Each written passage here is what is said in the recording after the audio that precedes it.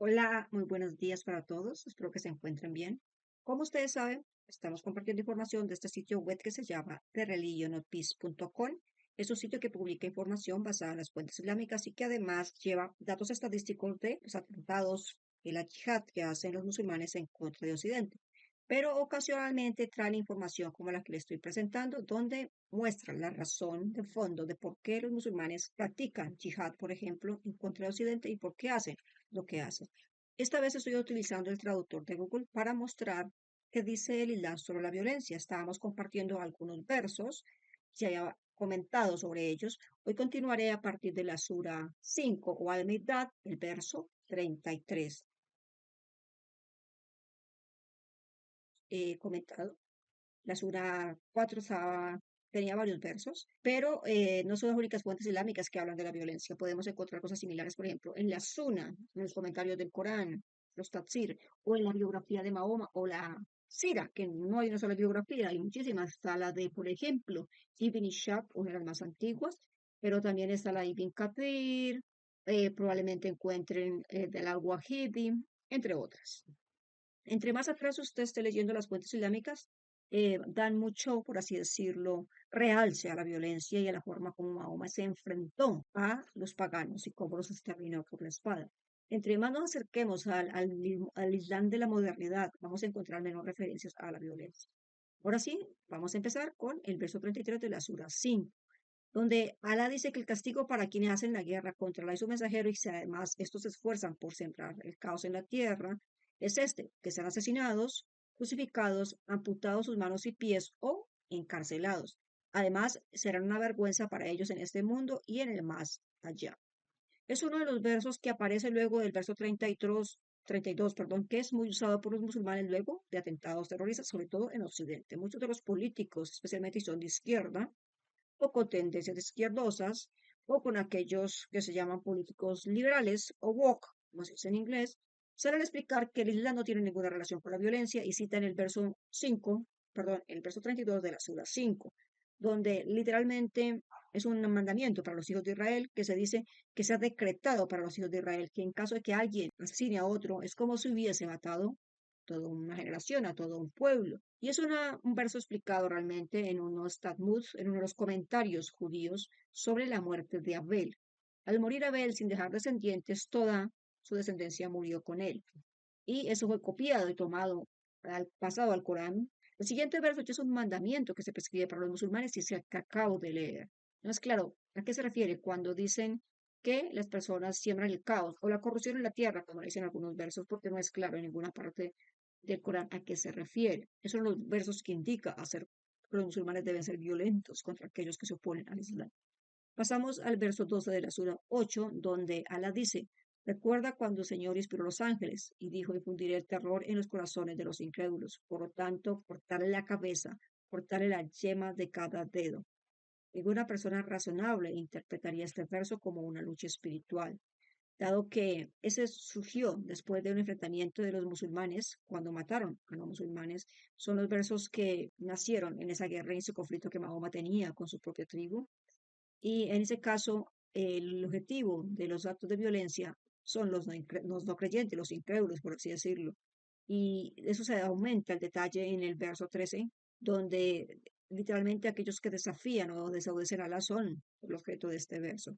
No se dice nada en este contexto de que los musulmanes ataquen a los politeístas en este caso y a los incrédulos en razón a la defensa propia, que muchos musulmanes lo dicen. Y esto se da, el origen de este verso es posterior a unas pequeñas, las primeras, perdón, batallas que tuvo Mahoma con su tribu, que era la de Badar, cuando Mahoma intentó con sus tropas atacar la caravana que traía todos los bienes que surtían a la ciudad de Medina.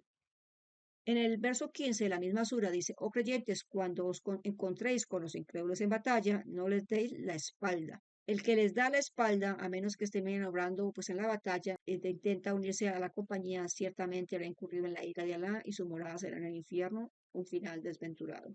Un musulmán no debe correr a menos que haya una orden de su capitán, de su superior, de correr del campo de batalla. Eso sería algo de alta traición. Al punto de que si corres dentro de la batalla, escapas por tu vida, Alá te enviará al infierno porque no luchaste como un hombre defendiendo tu religión. Corán Sura 8, Verso 39 dice, y combatir con ellos hasta que no haya más fitna, es decir, desorden o incredulidad o tentación por dejar el Islam, que es la connotación que esa palabra también tiene, y la religión sea toda para Alá. Esos versos tienen muchísimas explicaciones dependiendo el comentarista del Corán a quien lo lea, pero la palabra fitna, literalmente, la definición que da Cair, una organización que hace poco el presidente de Estados Unidos y el gobernador de Texas, en Estados Unidos también, decretó o señaló como pertenecer a grupos terroristas. La definición de esa organización musulmana dice que fitna es literalmente tentación, tentar a los musulmanes por dejar el Islam. También puede ser tomada, como aparece aquí, como persecución. Entonces, en este caso, se debe combatir hasta que no haya persecución contra el Islam. Y llama esta persecución no solo pelear contra ellos con la espada, también compartir lo que las fuentes islámicas dicen puede llevar a convertirse en persecución. Citar una fuente islámica donde diga que, por ejemplo, ¿cómo pudo Mahoma casarse con una niña de 9 años? Eso es hacer persecución contra el Islam. Indicar que, por ejemplo, las fuentes islámicas dicen que los musulmanes deben combatir a judíos y cristianos. También entra dentro de la categoría de persecución contra el Islam. La explicación puede ser más extensa, pero lo voy a dejar hasta allí para ese verso. El verso 57 de esa misma sura dice, si los encuentras en la guerra, trátalos de tal manera que infundas terror en quienes los persiguen, que tal vez recuerden. Este verso fue aplicado cuando los árabes tomaron, por así decirlo, la península de España. Ellos literalmente hicieron como si unos muertos fue cocinado al fuego y le hicieron creer a algunos cristianos que estaban consumiendo a un cristiano capturado o un cristiano que había muerto en batalla. Lo pusieron en calderos grandes y lo pusieron como si fuese a hervir en un fuego. Es la manera de que ellos infunden el terror. Pero también lo hicieron, por ejemplo, Khalid al-Walid, cuando estuvo combatiendo contra los bizantinos en Tabuk. Sometió a los capturados cristianos y aquellos que han encontrado en el campo de batalla. Habían capturado en su recorrido hasta Tabuk. Los degolló delante de todas las tropas bizantinas para infundir terror en las tropas. Y fue efectivo porque de hecho fue las primeras batallas que perdieron los bizantinos y desde ahí para abajo el cristianismo perdió bastantes guerras y fue el declive constante en Medio Oriente. Versos 59 a 60. Y que los incrédulos no piensen que se pueden adelantarse a la voluntad de Alá. Ciertamente no pueden escapar. Preparad contra ellos toda la fuerza armada y caballos atados que podáis, para que así desaniméis al enemigo de Alá y vuestro enemigo. Como dice Ibn Kathir en el comentario, al ordenar a los musulmanes que se preparen para la guerra contra los incrédulos, tanto como sea posible, según les pueda costear y disponerse. Note que es una orden de Alá, que ellos deben prepararse para hacer guerra contra los incrédulos. Y no solo aquellos que de pronto dejaron el Islam, porque, por ejemplo, en muchos hadices, dice claramente Mahoma, cualquiera que deje la religión del Islam debe ser asesinado. Y se repite a lo largo de toda la colección de Sunan al-Nasai, pero en la única colección donde aparece ese hadith. La religión del Islam dice que se hará guerra hasta que todo pertenezca al Islam y el único adorado sea Alá. ¿Qué significa? Que no importa qué tan lejos estés del Islam, no importa qué tan pacífico seas en tu relación con los musulmanes, la espada del Islam te va a alcanzar, que así dice la enseñanza de Alá, y los mahometanos, como dicen algunos, están dispuestos a morir por aplicar lo que su Dios les dijo y lo que su profeta les enseñó. Verso 65 de la misma sura dice, oh profeta, exhortad a los creyentes a luchar. Y fue lo que Mahoma hizo a lo largo de toda su vida. Exhortó y practicó la yihad. Comandó más de 27 asaltos en toda la península arábiga. Participó por lo menos en 9, entre ellos en primera batalla de Badar, por ejemplo, en la batalla de Taif, en la batalla contra los judíos en Haibar, donde finalmente fue envenenado y murió posteriormente. Participó en varias batallas, bien acompañando a sus soldados, dando arengas antes de iniciar la batalla, o bien equipándolos, dando armas, entrenando, por así decirlo, a su tropa y enviándola a distintas zonas de la península arábiga a conquistar un territorio para Alá. Corán Sura 9, verso 5. Cuando transcurran los meses sagrados, matad a los idólatras donde quiera que los encontréis, tomad a los cautivos, sitialos y acecharlos en cada emboscada. Si se arrepienten y mantienen la oración y pagan el impuesto a los pobres, dejadles el camino libre. Esa es uno de los versos donde claramente Alá decreta guerra en contra de los idólatras. En la época de Mahoma existían unos meses que eran considerados sagrados, los cuales no se debían luchar, no se debía hacer ningún tipo de guerra, porque las tribus estaban dedicando a hacer las peregrinaciones a sus sitios sagrados. Cuando el Islam apareció, Mahoma ordenó en algunos meses sagrados atacar a los paganos. Cuando los paganos reclamaron por esta acción, él dijo a los musulmanes que era más importante mantener el Islam que mantener la peregrinación, que además los musulmanes estaban atacando a los paganos porque esto los habían expulsado de los sitios donde los musulmanes vivían, por ejemplo, en la Meca. Eso es una de las enseñanzas donde la única manera que un no musulmán se libre de la violencia musulmana era que se convirtiera al Islam. Esa era la primera opción que tenía. No tenían la opción segunda que muchos cristianos y judíos sí la tienen y que está decretada en la Sura 9 también, en el verso 29 y 30, que si no entras al Islam debe pagar un monto de dinero establecido por el califato para permanecer en tu religión. Y mientras que pagues ese dinero, estarás a salvo y tu sangre será prohibida para los musulmanes. En algún momento, si dejas de pagar ese dinero, tu sangre es halal, es legal para que cualquier musulmán la tome. La forma en cómo una persona se convierte al Islam es practicando aquello que el Islam dice que tienes que hacer. En este caso les pedían que practicaran la oración como los musulmanes la practican y que dieran la zakat como los musulmanes la dan. Era uno de los 5 pilares del Islam y por lo tanto si la persona quería mantener viva, quería estar en el territorio donde había vivido por generaciones y generaciones, debían hacer esto. Si no practicaban esto, pues las personas debían ser sometidas por la espada. Y eso fue lo que sucedió a las grandes y pequeñas tribus alrededor de la Meca y alrededor de Medina. Corán Sura 9, verso 14 dice, combata contra aquellos para que Alá los castigue con sus manos y los deshonre, les conceda la victoria sobre ellos y sane el corazón de un pueblo creyente. Humillar y herir a los incrédulos no solo cuenta con la bendición de Alá, sino que se ordena como un medio para ejecutar, por así decir, el castigo de este pueblo, los incrédulos, y a la vez sanar el corazón de los musulmanes. Es decir, los musulmanes pasan a ser el instrumento de Dios para hacer justicia, para vengarse de otros. Corán Sura 9, verso 20. Aquellos que creen y que han abandonado sus hogares y se han esforzado por sus bienes y sus vidas en el camino de Alá, son de mucho mayor valor a los ojos de Alá. Esos son los triunfantes. En este caso, cuando se traduce en el Corán y se traduce en algunas fuentes islámicas como la que estoy leyendo, por la que está citando este sitio web, la palabra esforzarse literalmente viene de la misma palabra, de la misma raíz que es yihad, que se cita mucho en el contexto bélico, en el contexto de la guerra. Ellos no se están esforzando por mantener su fe, por hacer todos los actos que un musulmán debe hacer, no, ellos se están esforzando literalmente haciendo guerra por la causa de Alá, lo que Alá les ha dicho.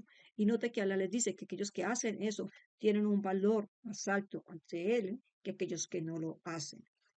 El verso que todo cristiano debe conocer es el verso siguiente que se encuentra, el verso 29 y 30 de la Sura 9 o At-Tabaq, que está citando, y es el verso donde los musulmanes se les ordena hacer yihad contra cristianos y judíos. Y Alá les da la razón. ¿Por qué? Porque nosotros no creemos en Alá ni en el último día, como los musulmanes creen. No tenemos como prohibido aquello que Alá y Mahoma han prohibido.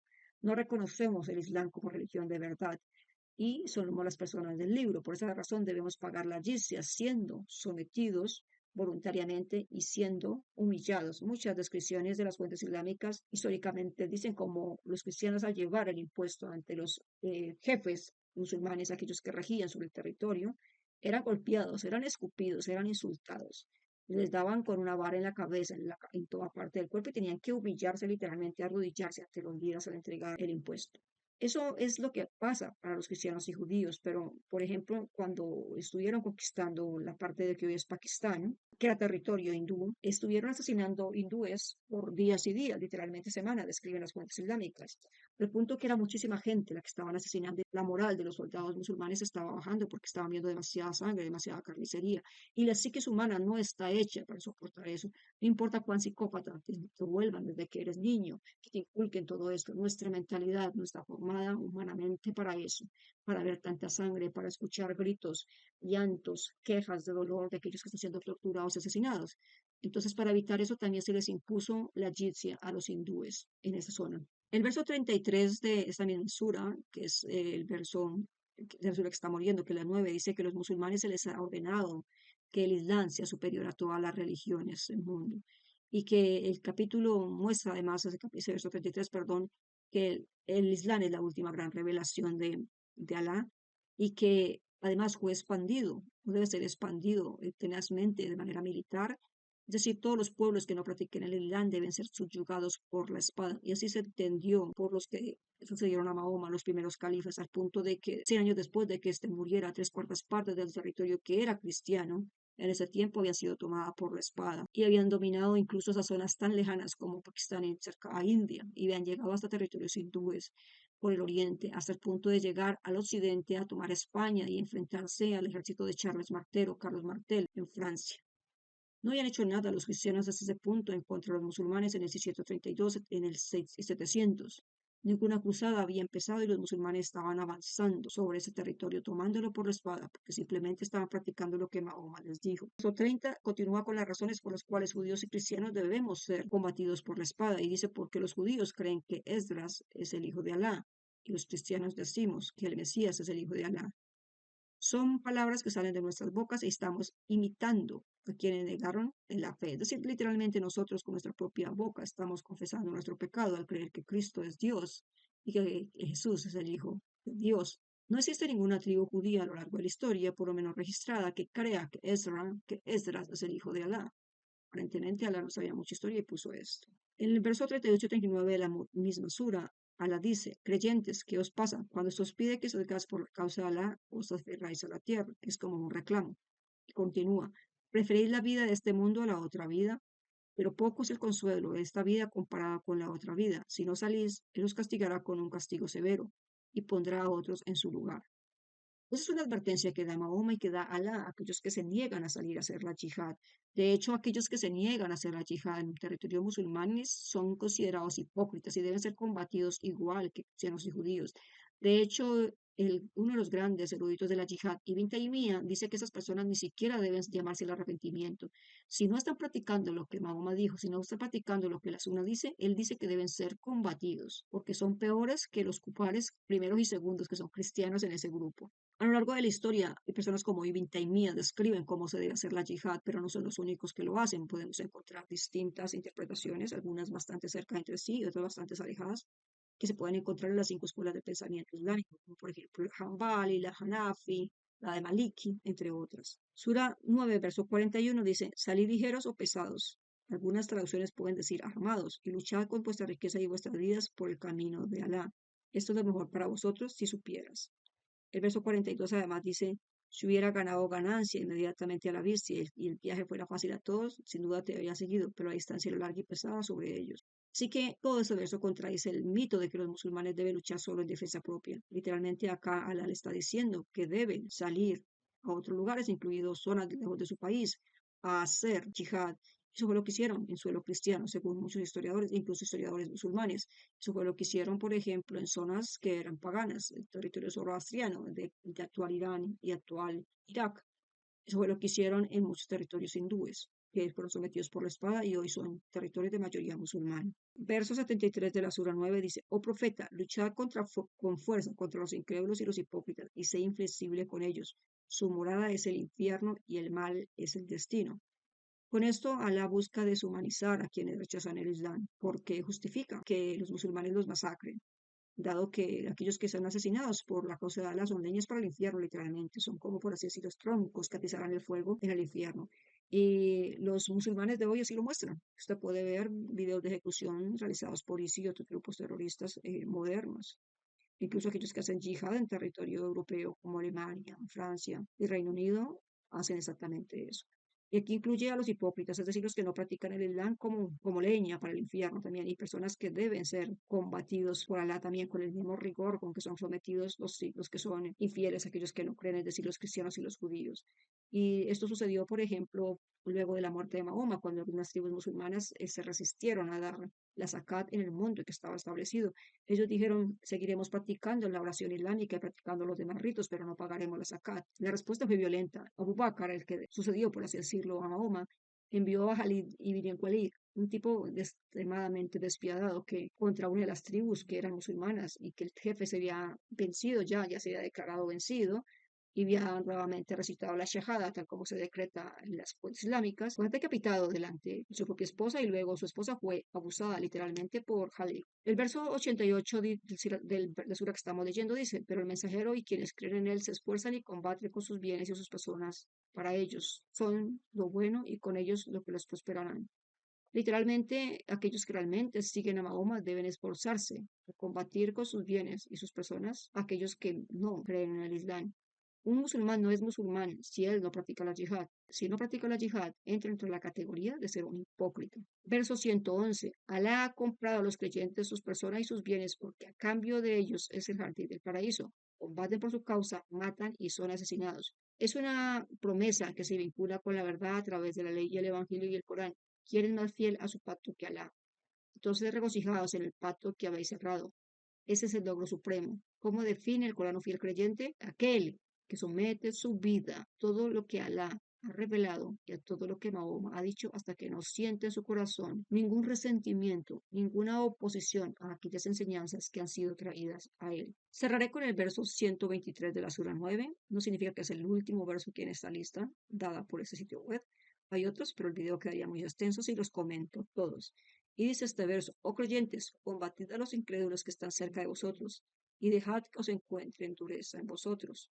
Literalmente, en la versión árabe, dicen que los infieles deben sentir la dureza de los musulmanes sobre ellos. Además, muchos versos del Corán recalcan que los musulmanes ni siquiera deben tener a cristianos y judíos como amigos, que ellos pueden tomar a un cristiano, a un judío, a un pagano como amigo cuando los musulmanes se encuentran en menor número. Pero una vez se encuentren en mayor número, estos deben ir a por ellos. Literalmente deben combatirlos por todos los medios posibles, si están cerca, si están lejos, con sus propias manos. Y eso es lo que dicen algunos yihadistas que han hecho yihad en territorio europeo, en territorio australiano, en territorio norteamericano.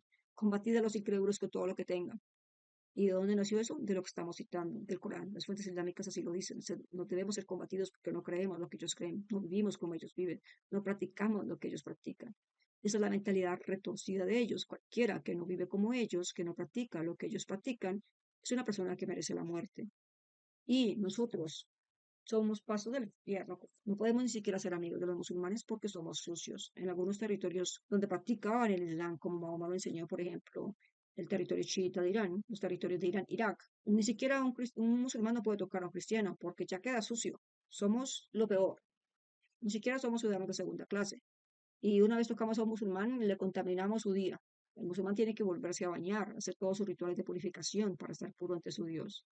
Y no es porque nosotros estemos sucios físicamente, es porque nuestra alma, todo lo que somos como cristianos o como son las demás personas distintas al Islam, los hace que sean sucios. Eso es lo que les quería compartir. Generalmente esos videos quedan largos. La idea es comentar un poco más detalladamente qué enseña el Islam, mostrando las fuentes. No estoy comentando todos los versos, ni estoy señalando todos los comentarios que están allí. Conozco algo del Islam porque lo estudio, llevo bastante tiempo haciéndolo. Y la idea es que los compartan, que comenten, que difundan esta información, especialmente si viven en zona de España o en territorio latinoamericano donde existen bastantes grupos musulmanes.